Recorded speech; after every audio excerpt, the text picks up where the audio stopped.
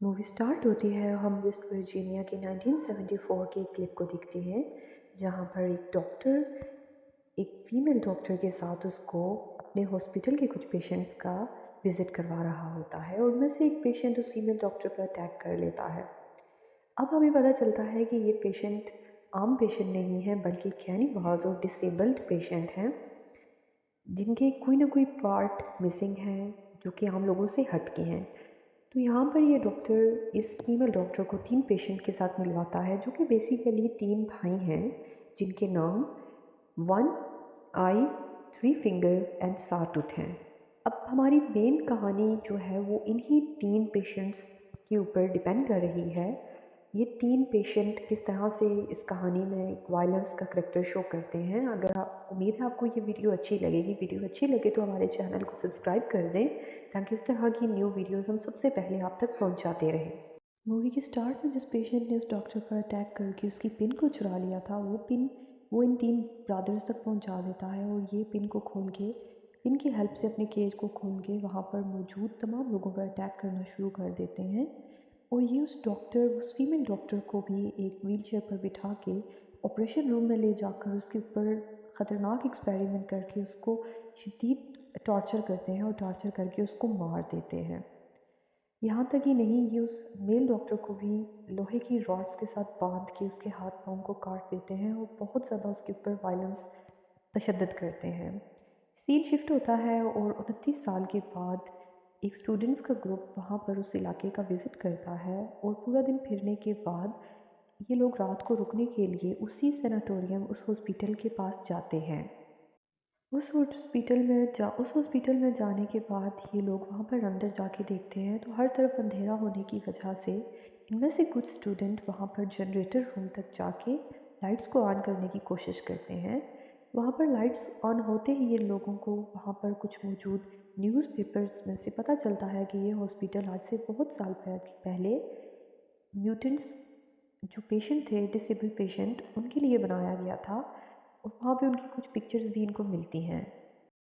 वहाँ पर मौजूद प्रोजेक्टर की हेल्प से कुछ वीडियो क्लिप्स को देखते हैं तो इनको पता चलता है इन डिसेबल पेशेंट पर किस तरह से टॉर्चर किया जाता था।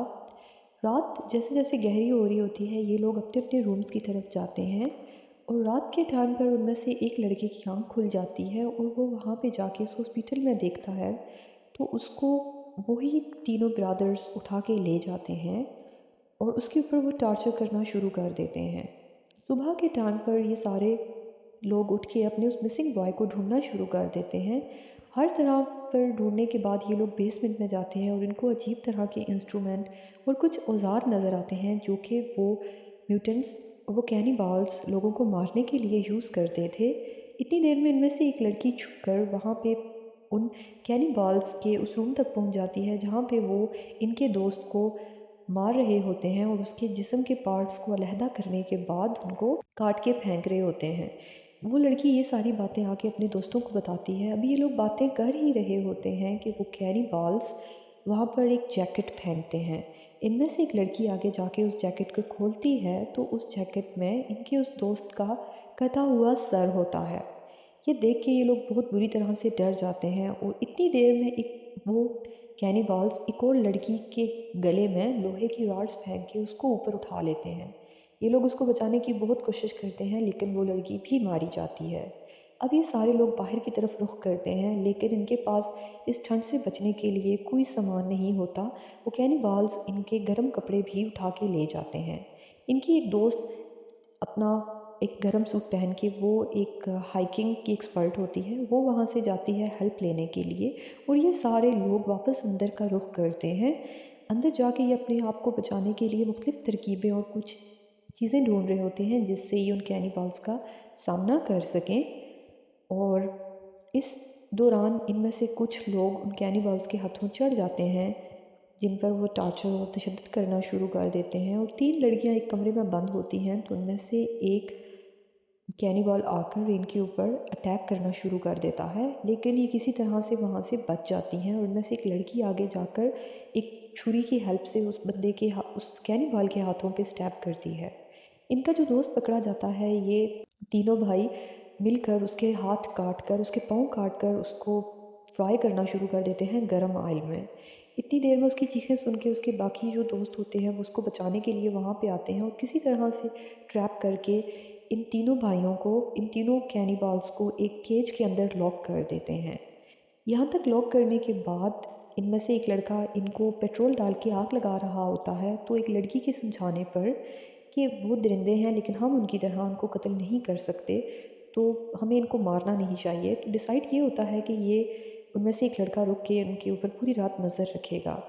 लेकिन वहाँ पे इन कैनिबाल्स को दोबारा वही पिन मिल जाती है और ये केज खोल के बाहर आके उस लड़के को मार देते हैं।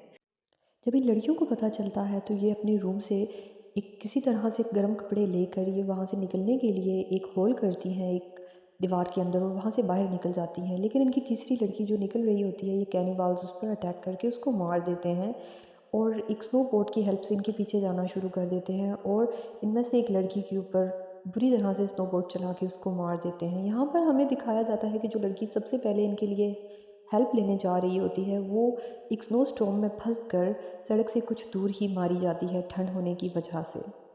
इसके बाद जो आखिर में दो लड़कियां बच जाती हैं वो इनमें से एक कैनिबाल को मार के वहाँ पे जब जा रही होती हैं तो इनके बिछाए हुए ट्रैप में फंस के उनकी गर्दन भी कट जाती है और आखिर में ये बंदे फिर दोबारा से नए शिकार की तलाश में निकल जाते हैं।